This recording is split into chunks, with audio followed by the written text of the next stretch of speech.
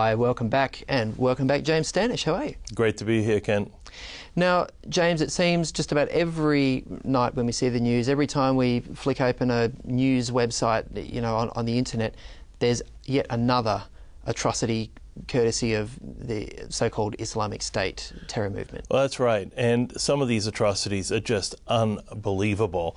Now, I think for those of us who are interested in religious freedom particularly, and those of us who are Christians who are interested in religious freedom, one of the interesting things to note, and maybe more interesting might not be the right way to put it, one of the things that really should be grabbing us and our attention is this.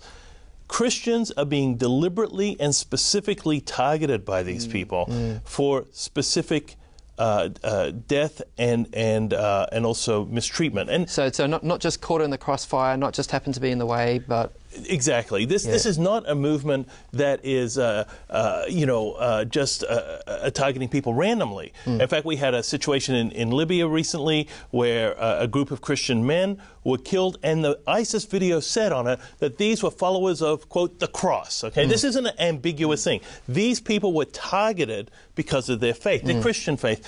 But the New York Times ran an article in early February based on a United Nations report, a very interesting article looking at what is happening to the children of Christians, and particularly girls are being sold into sex slavery. They're kidnapped, or that's exactly right. And we're seeing the same thing with Boko Haram, which is the Islamist, violent Islamist insurgency in Nigeria and that general vicinity. They also are specifically targeting Christians for their persecution. Does it concern you, James, that it seems that the ISIS or ISIL or whatever you want to call them has become so notorious that other groups will now associate themselves, like the Libya example you mentioned, the 21 beheadings of Egyptian Christians.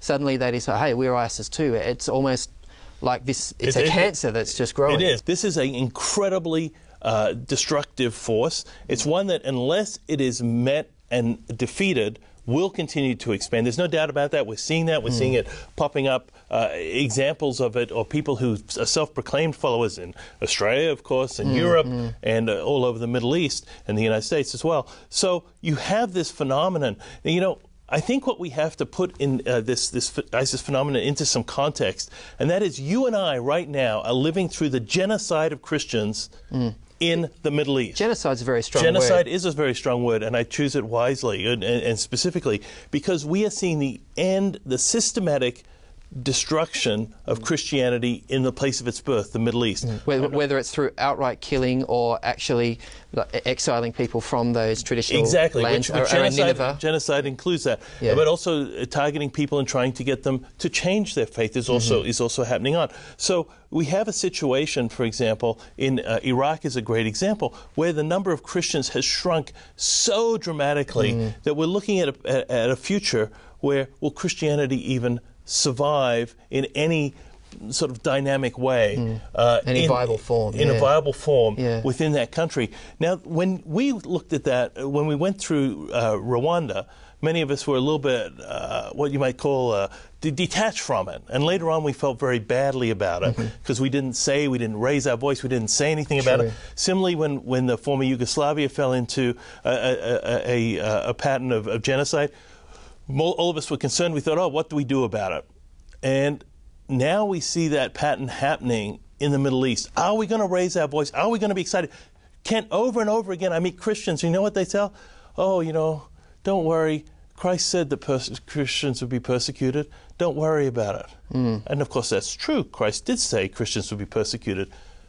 But my fellow Christians, Christ never said, and your job is to stand by silently and let it happen as if it's some indifferent abstract. It isn't. This is really happening. It's up to us to raise our voice about it. Yeah, wow, that's a very challenging words, James, and it just leads to a lot of other questions that we don't have time for now.